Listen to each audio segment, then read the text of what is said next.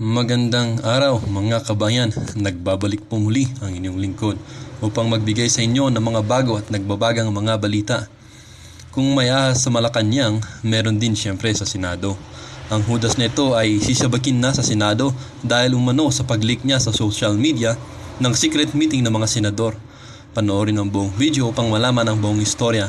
At kung bago ka pa lamang sa aking channel, huwag kakalimutang mag-subscribe at pindutin ang notification bell at piliin din ang all upang laging maging updated sa mga bago at nagbabagang mga balita.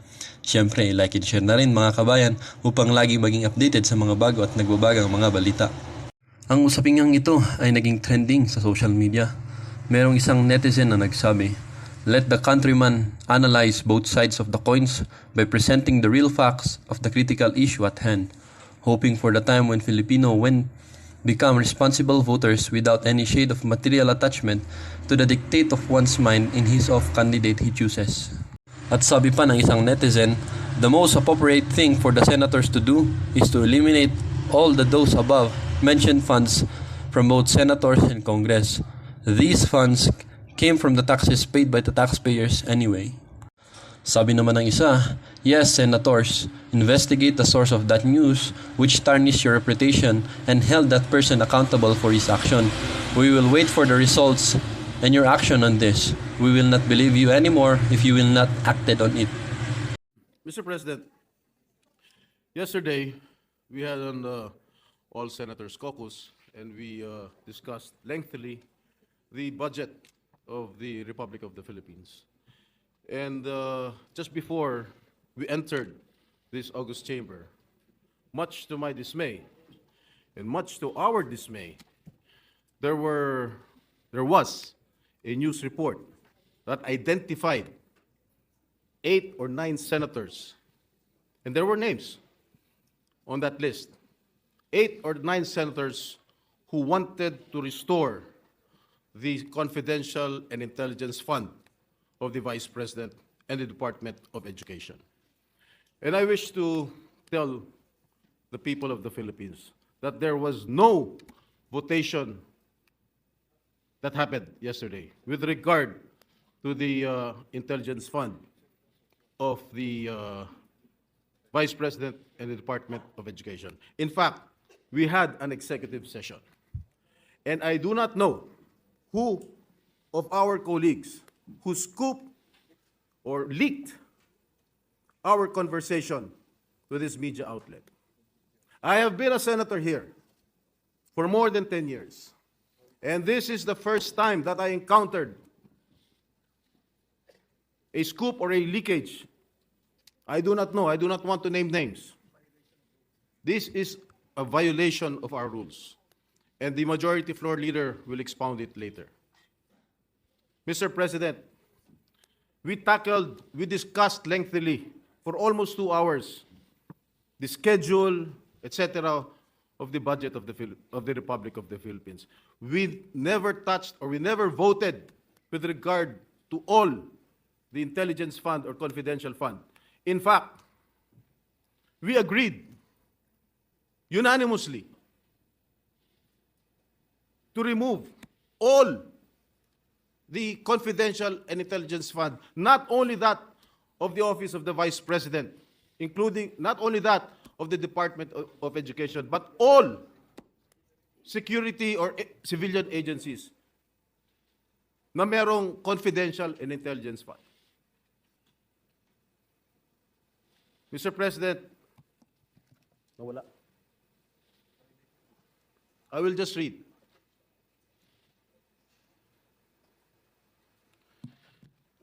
Sino mga pangalan? First on the list, Senator robinpadilla, Christopher Bongo, Ramon Bong Revilla Jr., Ronald Batodelarosa, Jinggoyestrada, Lito Lapid, Francis Tolentino, and Cynthia Villar. They are putting us in a bad light, and I condemn this. And I take offense on this. Nakalagay pa, Senator Piacayetano is said to be supportive of reinstating Duterte's confidential funds if she can justify the need for them. This is not true.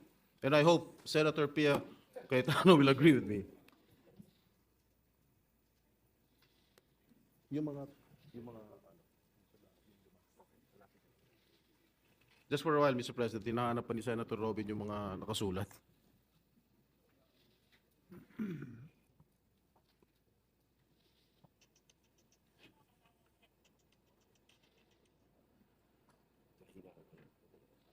Mahina raw yung wifi. Ano ba tayo dito? Converge, PLDT, Secretary, DICT.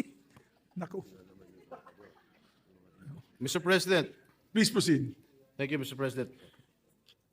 And if I may quote, Anis Cooper told this media outlet that Senators Sani Angara, Francis Escudero, raffytulfo, Aquilino Pimentel III, and risahontiveros are allegedly against the reinstatement of Duterte's secret allocation, which are lodged under the office of the Vice President and the Department of Education. Mali-mali po itong report, Mr. President. And I think Senator Angara must not be included in this list. And among the offices, Duterte's allocation was part of the 1.2 billion in confidential funds that the House realigned to agencies focused on the West Philippine Sea. Mr. President, tumayo po ako dito dahil masamang-masama po ang loob ko. I really felt insulted. And I think my other colleagues here also felt the same way, Mr. President. And Mr. President, I stand before you and I want to make this recommendation, maybe to talk to this media outlet or to summon this media outlet and ask them, who among us violated our rules? Who among us leaked what transpired in our executive session yesterday? That's all, Mr. President. Thank you, Senator Jinggoy. Before I recognize the other members, I'd just like to put on record, I too am very disappointed. I have been a senator for 4 plus 6, 10 plus 2, 12 years, and a member of Congress for 9 years. And when we say executive session, we are bound by rules of both the House of Representatives and when I was in the House of Representatives and rules of the Senate when I was elected as a senator. Before I recognize the majority floor leader on the repercussions of violating that rules, I would just like to put on record as well that we had a healthy discussion. There was no voting that took place. There was a healthy discussion on how we will treat this budget, particularly on the confidential and intelligence funds. It's not fair to say that one group was for this and one group was for that because in the end, tama po sinabi ni Senator Estrada, we were unanimous in the committee report that the good gentleman from Aurora will be presenting today. We are in full support of his committee report. Now, I am very alarmed. As a matter of fact, that's why we were late. I usually try to start at 3 p.m. We had a meeting with the leadership, Senator Joelvillanueva and Senator Lorenlegarda. We met because of the implications of leakages during executive session. The executive department and very sensitive agencies of government may no longer divulge information to the executive session if they know somebody might leak it. Before we ask our colleague to react, Senator Estrada, may we ask the majority floor leader, what are the rules, particularly in executive session? Yes, Mr. President. So we are all clear. Thank you very much. Mr. President, first of all, let me state and put into the records that I'm aghast of what happened, Mr. President.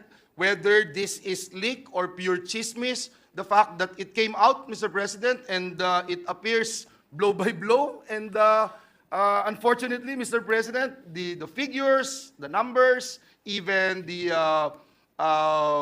names that were mentioned were disoriented, Mr. President.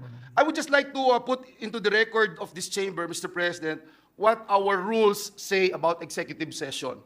What's this? Rule on section 126 of our rules, Mr. President. Mr. President, Section 129 of our rules, Mr. President, it states here, and I quote, any senator who violates the provisions contained in the preceding section may, by a 2/3 vote of all the senators, be expelled from the Senate. And if the violator is an official or employee of the Senate, he shall be dismissed. I'd like to put that on record, Mr. President, because At the end of the day, it's not just the leak or chismis that we're talking about here, and I agree with Senator Jinggoyestrada being one of our veteran senator here in the Senate, Mr. President. It's more of the sanctity. It's more of the sanctity of the executive session. We continue to perform our duties and responsibilities here in the Senate. During committee hearings of Senator Bato, he would call for executive session. Paano ho tayong pagtitiwalaan ng mga nasa executive? Paano tayong pagtitiwalaan ng taong bayan kung ang ating executive session ay nangyayari po yung mga ganitong pangyayari, Mr. President? And so again, Mr. President, let me And just... may I add, Majority Floor Leader, Section 28, the preceding section is very important. The President, as well as the senators and officials and employees of the Senate, shall absolutely refrain from divulging any of the confidential matters taken up by the Senate, and all proceedings which might have taken place in the Senate in connection with the said matters shall be likewise considered as strictly confidential until the Senate, by 2/3 vote of all its members, decides to lift the ban of secrecy. Thank So you, ganun Mr. katindi yung Very rules clear. natin. Very clear, Mr. President. Crystal clear, Mr. President. Mr. President, Senator Jinggoy is seeking the floor. Move that Yes, to be Senator recognized. Estrada. Thank you, Mr. President. I would like to associate myself with the comments made by the Majority Leader. Kahit chismis yan or gossip yan, walang problema sa akin yan. Ang problema, bakit or paano lumabas sa isang media outlet yung mga nag-transpire sa ating usapin kahapon. Yes. That is, for me, that is the most important thing. Thank you, Mr. President. Thank you very much. Senator, the Minority Floor Leader? Senator Batodelarosa is seeking the floor. Maybe we can Mr. give the Minority Floor Leader first if you don't mind, Senator. Yes, Mr. President. The Minority Leader, Mr. Thank you, President. Mr. President. Ako nga, ngayon ko lang po nabasa, disappointed nga ako sa report eh. Kasi ang sabi doon na against ako sa restoration ng CF ng Office of the Vice President. Tama yun, pero kulang.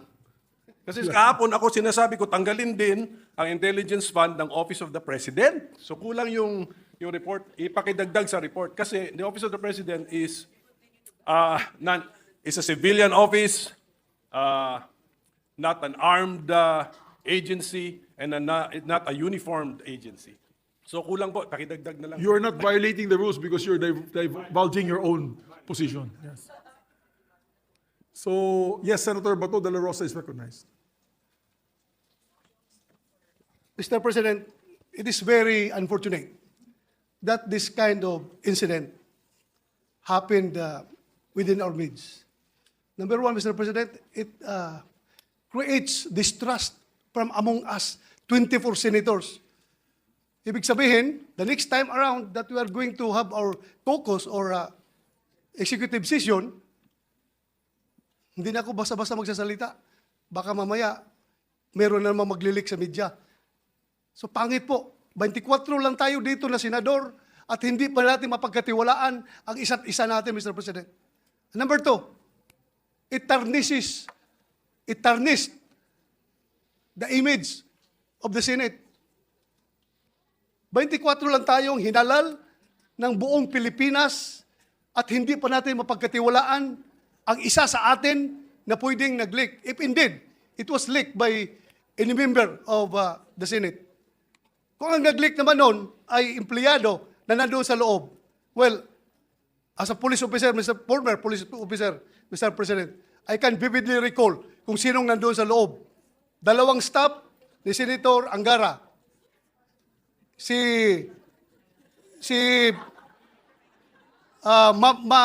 Mavic, Oh, Attorney Mavic. Attorney Mavic. At may isang kasama si Attorney Mavic na babae. So 4 silang nalaman ko na nandoon sa loob. Magprangkahan tayo dito. Dapat we have to made into account yung tao na responsable dito. Hindi lang na magsisend tayo ng stern warning sa kanila. Kundi the damage has been done. Lumabas na yung balita niya, nasira na kung sinong dapat masira, but I don't care kung masira ang reputasyon ko. Ang sa akin lang, ma-preserve yung ating reputasyon as a Senate. Hindi po maganda yung hindi tayo magkakatiwalaan dito. 24 lang tayo, Mr. President. And the waiter staff, huwag mo kalimutan yung mga staff sa likod. Yung mga waiter din, yung nandun din Isama sila. natin sa investigasyon Isama ng natin Mr. sila. President. So if the chamber wishes, I can ask Senator Nancy Binay, who is the chairperson of the Committee on Ethics, to look into this closely, if it is all right with the body. Yes, I support, Mr. President, I support the call of Senator Jinggoyestrada that yung source nitong news na ito, if it is a politiscope, he has to be called before a hearing para malaman natin kung sinong source niya. At kung hindi siya magsabi ng totoo, I will be the first one to move for the citing in contempt of that media personnel, Mr. President. Ikulong natin yan kung ayaw magsabi ng totoo. Mr. President, this is not a laughing matter. This is serious. Filipino people are watching us right now. Sabihin nila, ganyan na pala Senado ngayon, hindi pa pagkatiwalaan. Sila lang nag-uusap, maglilik pa doon sa media. It's very dangerous, Mr. President. Very dangerous. Masyadong akong dismayado. Thank you, Mr. President. We agree with the gentleman from Davao, and that's why after these proceedings, I will ask Senator Nancy V. and I, Chair of the Committee on Ethics, to investigate the matter. Yes, Mr. President. After Senator, yes. Mr. President. May I move that the Senate Committee on Ethics conduct a hearing and invite the source of the news, Mr. President, so that everything will be cleared out. Yes, we'll ask the majority floor leader to make the proper referral and motion. Before we make the proper motion, Mr. President, may I just appeal to our dear colleagues to hear the sentiments of our Other colleagues. other colleagues. We have, Mr. President, Senator Piacayetano been waiting for quite a long time. Senator Sherwin Gatchalian and Senator Lorenlegarda as well. Senator Loren also is here. Mr. President, if I may, with the permission of my colleagues, may I request that we discuss this in caucus now, because by saying what is true or untrue in the reported publication online, we are speaking about the executive session. And let me just remind the body of Section 129 of the Rules of the Senate. It is not even a matter of whether it's published online or hard copy. The mere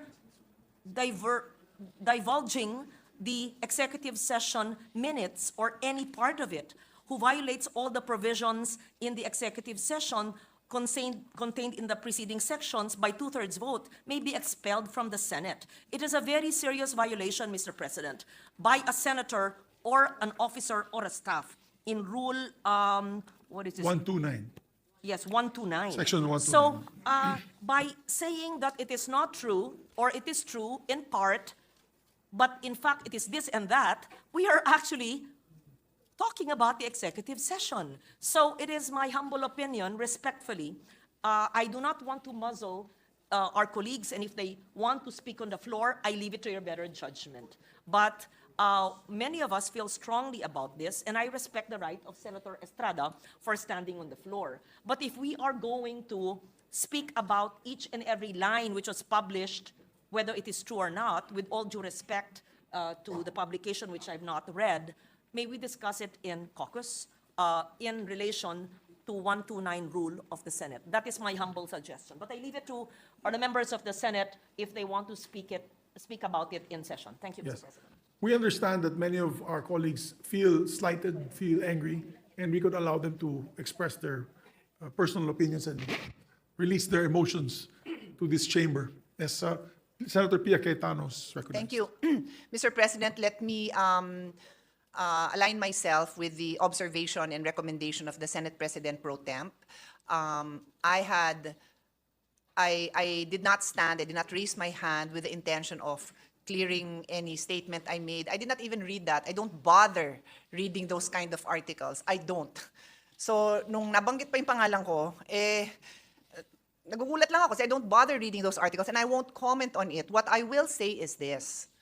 I will say it not because I'm repeating what I said in caucus, because I agree with Senate President Pro Temp that let's discuss it there. Because if our rules do not even make an exception. It does not even allow a senator to say, I will just repeat what I said. Walang ganun exception, Majority Floor Leader, correct? So I cannot stand up here and said, I will just be responsible for my statement. Ito po yung sinabi ko. Hindi tayo allowed, walang exception sa rules natin na tumayo ang isang senador at sabihin, yung akin pong sinabi doon, ito. Kasi hindi naman magkaroon ng opportunity yung ibang 23 senators to explain what they said or what they thought. Because precisely the rule is, lahat tayo tahimik. At kaya ang parusa doon, yung pinakamabigat na parusa na expulsion from the Senate. So, Ang puntos ko ay simple. Chairman ako ng isang mahalagang committee na naghihiring ng budget na yan. DepEd, CHED, DOH, and attached agencies. So, on the issue of confidential funds, intelligence funds, or kung ano pa man, gusto ko, tanungin ng mga senador sa floor, yung mga tanong nila tungkol doon, para makapagdesisyon ang bawat senador kung ano ang tingin niyang nararapat na gawin sa mga pondong yan. Confidential, non-confidential, anything. So, yun yung gusto kong klase na diskusyon. So, kung nagkaroon tayo ng executive session na napag-usapan man ng ganon, hindi nga dapat lumalabas yon kasi nga, ang mga subcommittee chairman na katulad ko ay magre-recommend sa chairman na si Senator Angara kung ano dapat gawin sa mga pondong yon. Hindi ko naman didesisyonan mag-isa yon. Didesisyonan ko yon based on the debates. I would like to be educated properly based on the rules of the Senate. Gusto ko marinig yung posisyon ng minority floor leader, ng deputy minority floor leader, ng Senate President, ng Senate President Pro Temp, ng mga baguhan na senator. Gusto ko marinig lahat yon. Ano ang paniwala nyo tungkol dito sa mga iba-ibang pondo and what will we do about it? Tapos, iharap natin sa taong bayan kung ano desisyon natin. So kaya nga, and I'm explaining this because the students, the young people, the old people who will now care to comment, bakit ba may executive session? Bakit ba kayo nagsisikreto? Wala naman kaming balak isikreto. Ilalabas nga yun. Pero minsan may mga diskusyon na gusto natin marinig yung opinion ng bawat isa na walang titigil nung, kunyari, gusto kong magtanong ng, it's a stupid question. Pero tatanungin ko na, di ako mahihiya. Diba? Aminin natin, minsan nahihiya tayong magtanong dahil kasi bago lang ako. Di kaya kami executive session para lahat pwedeng maitanong, lahat pwedeng mailabas. Kaya dapat sikreto yun. And then at the right time, mapapag-usapan. I wanted to explain that lang, Mr. President, for the benefit of those watching us. Kasi ang puntos is, bakit kayo may executive session? Bakit kayo may tinatago? Wala akong tinatago. Nagdidiskusyon ng maayos para bang magulang. Let's say, for example, na wala tong nangyaring ganito sisermo na ni Senate President o kaya ni Senate President Pro Temp ako, sisermo na nila ako. They will do that in private. In the executive session, ay Pia, di mo naintindihan. So gagawin namin yun in private para pagdating to sa public, ganun ba? O sige, tatanungin ko na lang in public o kaya di ko na tatanungin dahil naipaliwanag nyo na. That's the reason among many other reasons kung bakit may executive session. I just wanted to explain that dahil ang puntos nito is bakit may executive session at bakit may mabigat na kaparusahan. Wala tayong tinatago. But the reason for the rules is because it is meant to be followed. It is not meant to be violated. So kung may nag-violate, magkaroon ng tamang due process, magkaroon ng hearing, magkaroon ng opportunity to explain, and then the proper penalty must be meted out. Thank you, Mr. President. Thank you very much, Senator Cayetano. Senator Gatchalian, recognized. Mr. President, I just want to add from what Senator Bato mentioned and Senator Cayetano mentioned as well. The broader implication of this, Mr. President, is the trust and confidence to the Senate. It's our credibility on the line. And every budget hearing, normally, a lot of the security cluster, the National Defense, the Department of National Defense, the PNP, the NICA, all of them normally will request executive session so they can tell us what is the reality, the national security situation, national security matters, so that we can act accordingly. Leaks like this will will destroy our credibility, destroy our integrity, and it will now prevent the security agencies to give us the truth because they will have doubts in their minds whether the truth or whether information will be kept safe in the halls of the Senate. So, Mr. President, I would like to associate myself with the motion of Senator Bato that this should be looked at and investigated seriously because it's the Senate's credibility on the line, especially whenever departments request for executive sessions and whenever they divulge to us matters of national security. Thank you, Mr. President. Thank you. And that's why we had a meeting earlier with the leadership because we cannot take this lightly. And we have to investigate and make sure this does not happen again. Majority Floor Leader, would you like to make the proper motion? Mr. President, may I just ask for a minute suspension? Session suspended. Sa napanood niyong video mga kabayan, ano naman po ang inyong mga opinyon? Ang ating comment section ay bukas para sa inyong mga komento at reaksyon. Huwag kakalimutan, do not let your thoughts lapse unspoken. As citizen of this country, your opinions matter. Hanggang sa muli mga kabayan, Kung hindi ka pa rin po nakasubscribe sa channel na ito, ay huwag kakalimutan mag-subscribe. Sa mga solid viewers natin dyan, maraming salamat mga kabayan sa patuloy niyong pagsusuporta sa ating channel. Hanggang sa muli,